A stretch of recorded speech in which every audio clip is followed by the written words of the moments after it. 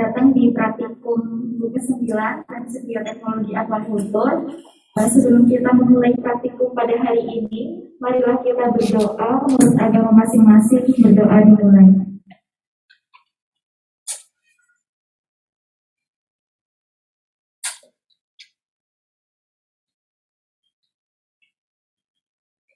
Berdoa disebutkan. Selanjutnya teman-teman yang mereview materi minggu lalu silahkan untuk share screen kelompok 4 ya.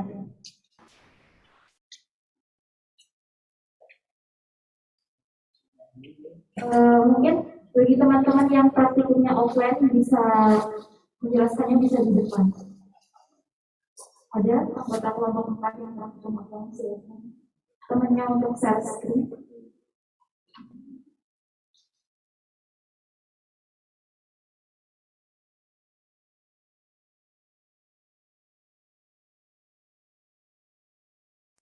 Oke, yang review kelompok 3 ya teman-teman, silahkan kelompok 3.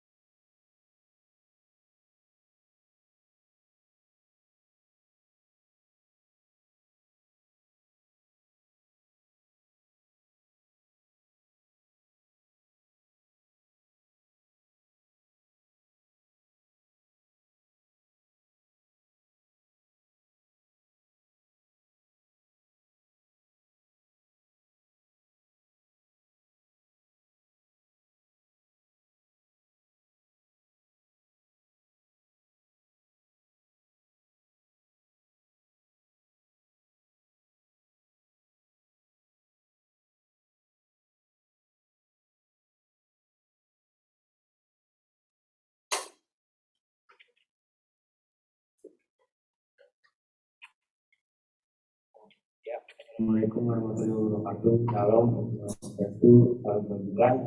Jadi ini kami dari kelompok 3 praktikum bioteknologi akan review materi minggu lalu. Sebelumnya perkenalkan saya Dokter dan rekan saya Adila Fitria.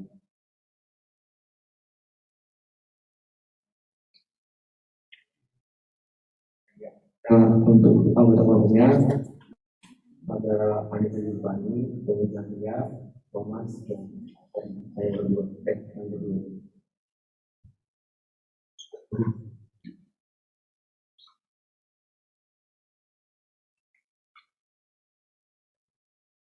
Ya, untuk definisinya, cloning merupakan salah satu proses yang dapat digunakan untuk memanipulasi data dan kemudian dikembalikan pada organisme hidup untuk diekspresikan. Teknologi ini bertujuan untuk memanipulasi data tertentu dari genom suatu organisme hidup, kemudian memperolehnya menggunakan vektor pada suatu genom seperti bakteri infeksi sel.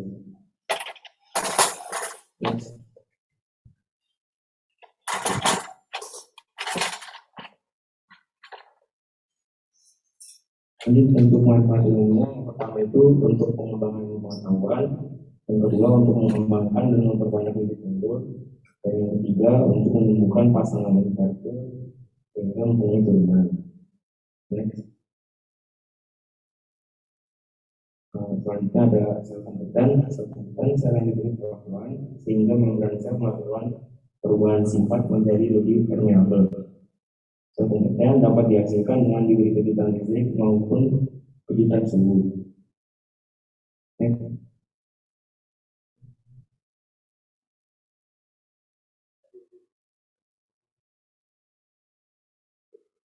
Selanjutnya vektor merupakan perantara protein yang diinginkan dalam sel. Jenis-jenis vektor yang pertama ada plasmid, yang kedua phagoid, yang ketiga plasmid, yang keempat bakterial artificial kromosom, dan yang kelima ada is artificial kromosom. Untuk istilah pentingnya, yang pertama MTS atau multiple colony site berfungsi untuk melakukan insersi atau penempelan fragmen DNA yang akan dikloning. Yang kedua, ORI atau origin of replication, titik awal dimulainya proses replikasi.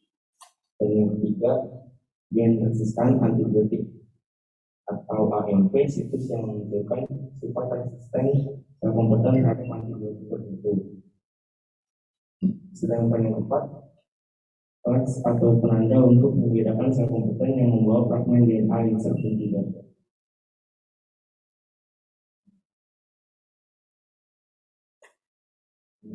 Selanjutnya akan dilanjutkan oleh rekan saya yang ada di sini.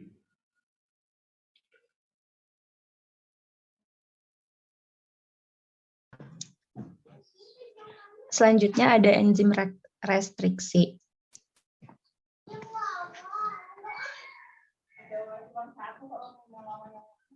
Enzim restriksi mengenali urutan nukleotida spesifik dan memotong DNA pada posisi di antara atau di luar sekuen yang dikenalinya. Tipe enzim restriksi itu ada 3. Dibedakan berdasarkan pada komposisi subunit. Enzim tipe 1 merupakan enzim yang kompleks, multi subunit, kombinasi antara restriksi dan pemodifikasi yang memotong DNA pada area random yang jauh dari sisi pengenalan. Enzim tipe 2 memotong DNA pada posisi tertentu yang dekat atau berada di antara sekuen yang dikenalinya. Kemudian enzim tipe 3 merupakan kombinasi restriksi dan enzim pemodifikasi. Enzim ini memotong DNA di luar sekuen yang dikenal dan memerlukan 2 sekuen yang sama pada orientasi yang berlawanan pada untai DNA yang sama untuk dapat memotong. Kemudian stabilitas. Enzim restriksi merupakan enzim yang tidak stabil, oleh karena itu sebaiknya disimpan pada suhu minus 20 derajat Celcius untuk sebagian besar enzim. Kemudian beberapa enzim perlu disimpan pada suhu minus 70 derajat Celcius. Next. Nah, jadi sebelum DNA ditempelkan kepada plasmid, bagian tertentu pada DNA dan plasmid itu perlu dipotong. Nah, dipotongnya itu oleh enzim restriksi. Jadi di samping kan ada gambar vektor. Jadi kalau DNA yang ingin ditempelkan ke plasmid itu di daerah MCS. Daerah MCS pada vektor itu dipotong oleh enzim restriksi, dan daerah DNA juga dipotong di bagian pinggirnya oleh enzim restriksi. Kemudian terdapat informasi mengenai enzim di dalam vektor ini, yang KPN dan SAK itu enzim restriksi. Dan itu kita pemilihan enzim restriksinya itu jangan ada yang sama di daerah bagian lain, karena dikhawatirkan dapat memotong bagian lain. Jadi harus yang ada di daerah MCS saja. Next. Kemudian ini ada contoh-contoh enzim restriksi. Ada EcoR1, kemudian ada KPN 1 yang kayak yang tadi. Nah, nama enzim restriksi ini diambil dari nama bakterinya. Seperti EcoR1 itu diambil dari bakteri Escherichia coli. Kemudian ada dua tipe pemotongan dari enzim restriksi. Yang pertama ada yang memotong tumpul, kemudian ada yang menggantung. Yang menggantung juga dibagi 2, ada yang menggantung di akhiran 5 dan menggantung di akhiran 3. Contohnya yang ERSA1 yang dari bakteri Pseudomonas staphyloides itu menggunting dengan tumpul atau belan. Kemudian ada EcoR1, dia menggunting dengan guntingannya itu menggantung di ujung 5. Kemudian yang KPN1 ini dia menggunting dengan tipe menggantung di ujung 3. Next. Kemudian ada DNA ligase. DNA ligase merupakan enzim yang mengkatalis pembentukan ikatan fosfodiester antara ujung 5-fosfat dan 3-hidroksil pada DNA yang mengalami NIK. jenis DNA ligase itu ada dua, ada T4 DNA ligase dan T7 sebentar. Di next dulu deh. Nih ada ini jenisnya yang di bawah itu ya, ada T4 DNA ligase dan T7 DNA ligase. Jadi kalau yang T4 DNA ligase dan T7 DNA ligase itu bisa memotong yang tipenya itu menggunting. Sementara kalau yang mengguntingnya itu blunt atau tumpul itu jenis T4 DNA ligase. Jadi tadi setelah di bagian plasmid yang daerah MCS itu perlu dimasukkan DNA, maka daerah MCS itu perlu digunting. Kemudian DNA yang disisipkan itu perlu digunting dengan enzim restriksi. Setelah digunting itu akan ditempelkan. Nah, ditempelkannya ini untuk merekatkannya yaitu membutuhkan DNA ligase. Jadi ini di ujung 5 dan ujung 3 itu diakatkan terus menggunakan DNA ligase. Next. Selanjutnya dilanjutkan oleh rekan teman saya.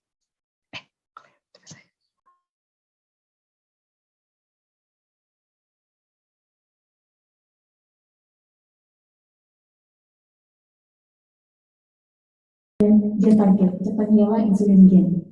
Kemudian plasmid yang sebagai faktor ini dipotong oleh enzim restriksi sehingga menjadi faktor yang terbuka seperti ini. Setelah terbuka, maka gen target dapat dimasukkan ke vektor yang sudah dipotong oleh enzim restriksi tadi. Nah, setelah disatukan, maka diperlukan penyambungan agar menjadi rekombinan plasmid dengan bantuan enzim dari enzim ligase. Setelah plasmid rekombinan ini terbuat, kemudian dimasukkan ke dalam sel bakteri. Ya, sel bakteri. Kemudian diberikan heat shock untuk memasukkan plasmid ke dalam sel-sel bakteri. Kenapa heat shock? Karena heat shock dapat membuka pori-pori dari sel bakteri, kemudian plasmid yang tadi kita buat dapat dimasukkan ke dalam selnya seperti yang di ujung itu. Jadi setelah dikasih heat shock, tidak semuanya akan dapat dimasuki oleh plasmid. Jadi ada sebagian yang tidak dimasuki, kemudian ada yang masih bertahan sehingga terjadi seperti yang kita kasih. Nah, setelah berhasil dimasuki plasmid, kemudian ada proses recovery, di mana proses recovery itu berfungsi untuk menutup kembali pori-pori yang sebelumnya terbuka oleh perlakuan heat shock. Nah, kemudian setelah dilakukannya recovery, dilakukan plating atau seleksi klon yang positif. Nah, di bawah itu, di bawah yang ada plasmid koloni itu tuh nanti yang sel yang mengandung plasmid yang berhasil bertahan plasmidnya akan berwarna putih, sedangkan yang tidak dimasuki oleh plasmid akan berwarna biru. Gitu. Kemudian dikultur untuk perbanyakan sehingga akan menghasilkan protein. Oke, terima kasih kalau waktu dulu presentasinya. Mohon maaf saya potong karena waktunya sudah habis. Karena nanti kan kita akan ada kasus offline. Terima kasih kelompok 3. Nah, mungkin teman-teman yang ingin bertanya pada kelompok 3 dipersilahkan.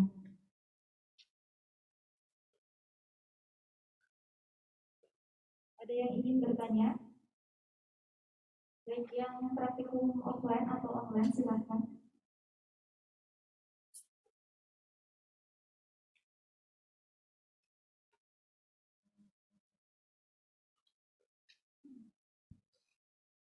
Oke.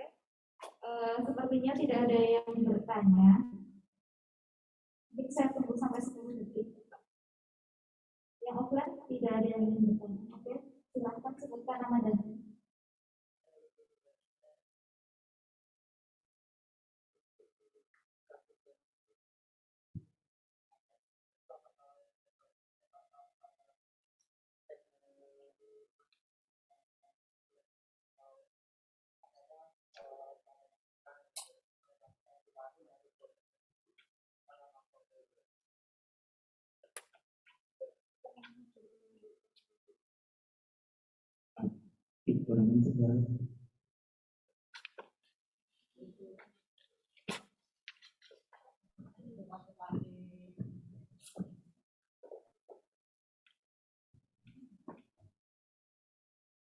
Tes, saya Lutfi Nurhendra di C127.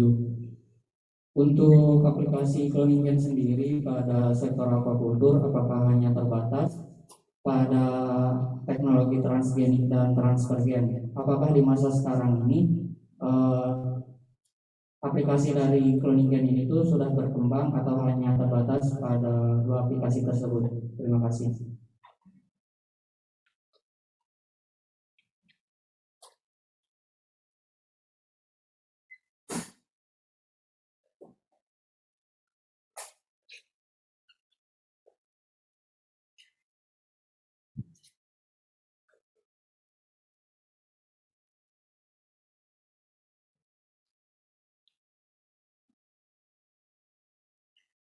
Baik, terima kasih atas pertanyaannya, Lutfi. Sebenarnya kami minta beberapa waktu sebentar ya.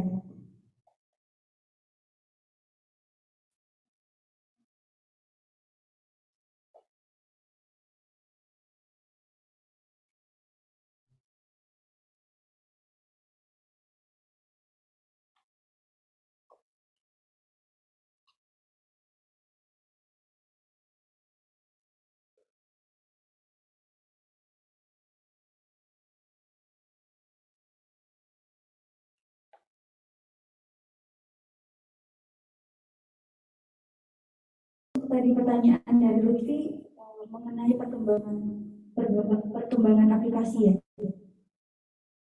perkembangan aplikasi cloning gen selain transgenik. Oke, jadi aplikasi cloning gen ini dapat digunakan juga pada aquaculture untuk transfer gen, di mana dalam aquaculture ini karakter-karakter genetik seperti peningkat laju pertumbuhan, kemudian ketahanan terhadap suhu dingin dan penyakit, kemudian ada daya tahan terhadap kadar oksigen, itu tuh dapat diintroduksikan ke ikan, sehingga ikan akan menjadi nilai ekonomisnya menjadi lebih tinggi gitu. Kemudian juga aplikasi ini juga dapat memungkinkan untuk ikan itu menjadi lebih menarik, seperti adanya manipulasi agar warna ikan menjadi lebih baik, seperti itu. Ya, mungkin seperti itu. Apakah menjawab, Lutfi?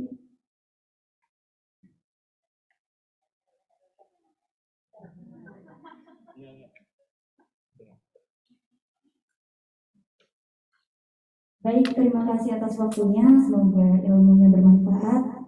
Kurang lebihnya mohon dimaafkan. Wassalamualaikum warahmatullahi wabarakatuh.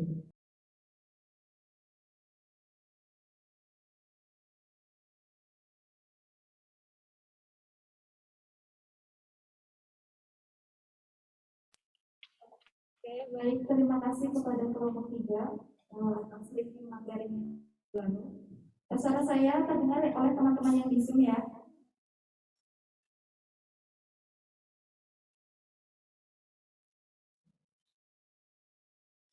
Terdengar teman-teman? Suara saya terdengar oleh teman-teman yang di Zoom. Dengar, Kak. Dengar agak kecil tapi, Kak. Ya, gimana? Suaranya agak kecil, Kak, jadi kurang jelas. Oke. Sekarang sudah jelas? Sudah lumayan, Kak.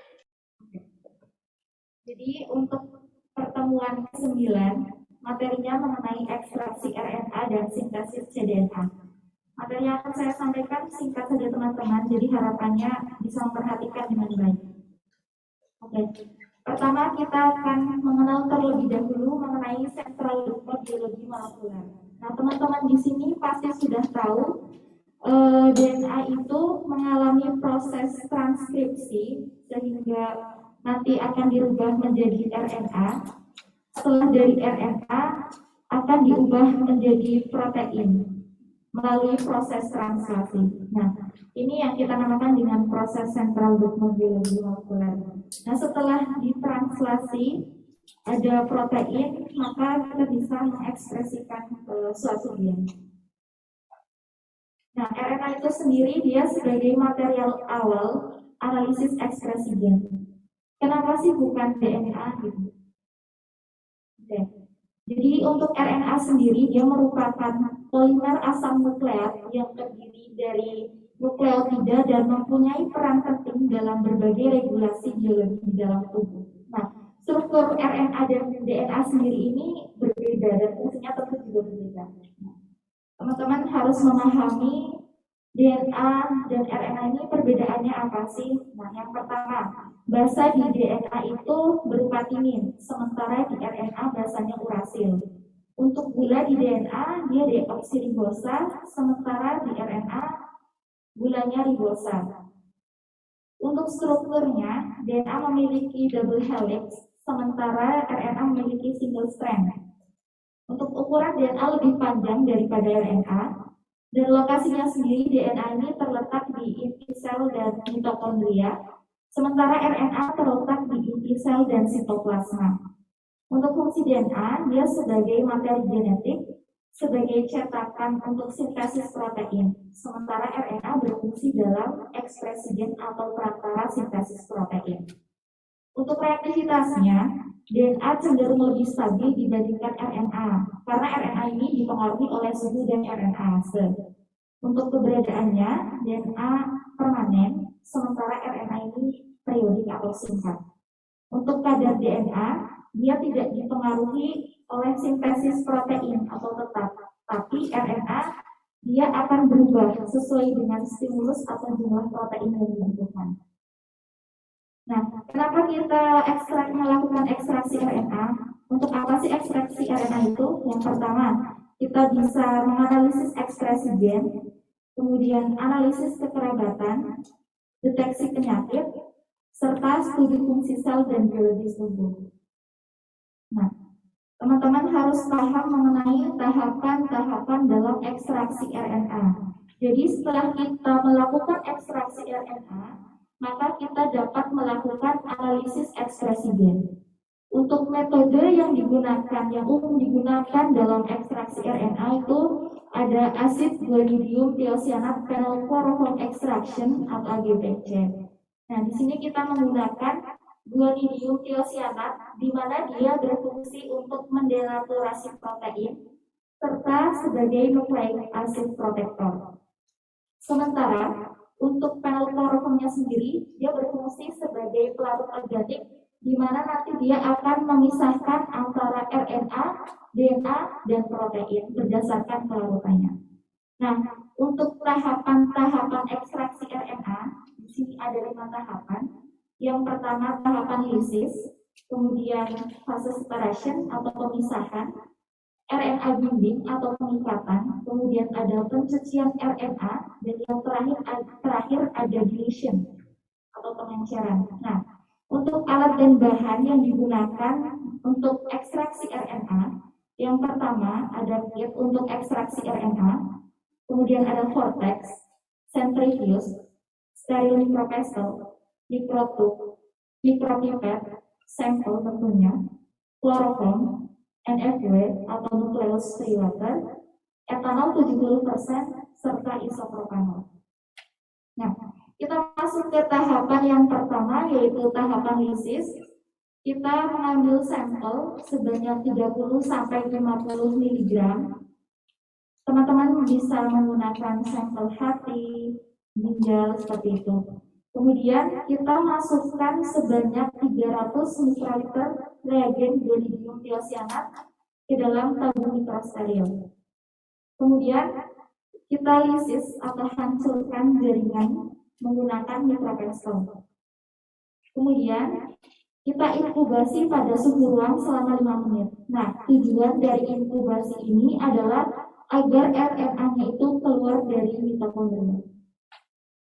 Dari sitoplasma. Kemudian kita masuk ke tahapan yang kedua, fase separation atau pemisahan. kita tambahkan 150 mikroliter kloroform dingin, kemudian kita vortex dengan kencang, sentrifuge 14.000 kali gravitasi selama 15 menit pada suhu 4 derajat Celcius. Kemudian nantinya akan terbentuk 3 lapisan seperti ini, teman-teman. Jadi nanti yang paling atas ini adalah RNA, kemudian di tengahnya ini ada protein, dan di paling bawah ini ada DNA. Dia berwarnanya akan peach pink seperti itu. Kemudian kita pindahkan RNA, kita ambil yang bagian atas saja RNA-nya. Kita pindahkan ke tabung mikro. Tentunya tabung mikro yang baru tanpa menyentuh bagian lapisan lain. Jadi saat pengambilan RNA ini, teman-teman jangan sampai mengambil protein atau malah DNA-nya ikut terambil, karena nanti akan mempengaruhi kualitas dari ekspresi gen. Oke, kemudian tahapan yang ketiga ada binding atau pengikatan. Kita tambahkan 150 mikroliter isopropanol. Kemudian kita inverting perlahan sebanyak 10 kali. Nah, penambahan isopropanol ini kita lakukan dengan perbandingan 1:1. Jadi penambahannya tergantung dengan ekstraksi RNA yang yang kita dapatkan. Kemudian kita inkubasi kembali pada suhu ruangan selama 5 menit. Kemudian tahapan yang keempat, tahapan pencucian RNA, kita sentrifuge 14.000 kali gravitasi selama 10 menit pada suhu 4 derajat Celcius. Kemudian kita buang supernatannya yang bagian atas ini. Kemudian kita tambahkan 400 mikroliter 70% etanol. Kemudian kita sentrifuge 14.000 kali gravitasi selama 5 menit pada suhu 4 derajat Celcius. Kemudian kita buang supernatannya dan kita keringkan. Nah, kita masuk ke tahapan yang terakhir, ada dilution. Kita larutkan 50 mikroliter NFW. Kemudian kita ukur konsentrasi dan rasio dengan metode spektrofotometri. Kemudian kita dapat mengecek kualitas RNA dengan metode elektroforesis. Setelah itu, teman-teman, ketika kita sudah mendapatkan ekstraksi RNA, kita dapat langsung menggunakannya. Dan ketika kita tidak langsung menggunakannya, kita bisa masuk ke tahapan sintesis cDNA. Apa sih Kak sintesis cDNA itu? Jadi sintesis cDNA ini kita merubah bentuknya ke bentuk DNA seperti itu. Nah, teman-teman bisa lihat di slide. Kita tadi sudah mendapatkan RNA-nya dengan mRNA. Kemudian untuk mRNA sendiri ini dia memiliki politel A. Kemudian kita tambahkan primer berupa oligodete, dan nantinya kita tambahkan juga primer eksternal seperti itu, ada DNTP. Kenapa kita menggunakan DNTP? Kan ini mRNA dia memiliki politel A. Ketika kita menambahkan primer oligodete, otomatis adenin ini akan berikatan dengan ini. Nah, DNTP ini akan membuat basa yang lain, misalkan C, nantinya juga akan berikatan dengan pasangannya yaitu G, seperti itu. Kemudian akan terbentuk darah autokomplementer, di mana itu langsung berpasangan dengan pasangannya. A bertemu dengan T, C bertemu dengan G, hingga ke ujung seterusnya seperti itu. Kemudian kita tambahkan DNA polimerase. Nah, teman-teman kan tadi mRNA itu kita tahu kalau dia tuh berutas apa? Berutas tunggal ya. Oke. Kemudian setelah mereka berpasangan di daerah autokomplementer ini akan terbentuk utas ganda, namun dengan ujung yang seperti ini, teman-teman. Ujungnya ada semacam penutupnya seperti itu. Kemudian kita tambahkan nuklease S1 agar ujungnya ini bisa 3 dan 5 seperti itu, tidak tertutup seperti yang di atasnya, sehingga akan terbentuk cDNA utas ganda seperti itu. Dan kita menggunakan enzim reverse transkriptase seperti itu. Reagennya ada DMPT, oligo-DT, dan enzim reverse transkriptase itu sendiri seperti itu. Jadi enzim reverse transkriptase dan oligo-DT ini dia sebagai primer dalam pembuatan strand utas tunggal dalam cDNA seperti itu. Kemudian campuran RNA dan reagen bisa dimasukkan ke dalam mesin PCR, kemudian dilakukan dengan suhu tertentu sesuai dengan protokol kit cDNA yang kita gunakan seperti itu. Oke, itu materi untuk hari ini. Jadi terima kasih teman-teman. Nah, bagi teman-teman yang mengikuti praktikum offline, silakan untuk kelompok 1 dan 2 siap-siap menggunakan Just Lab sekarang juga. Oke, izin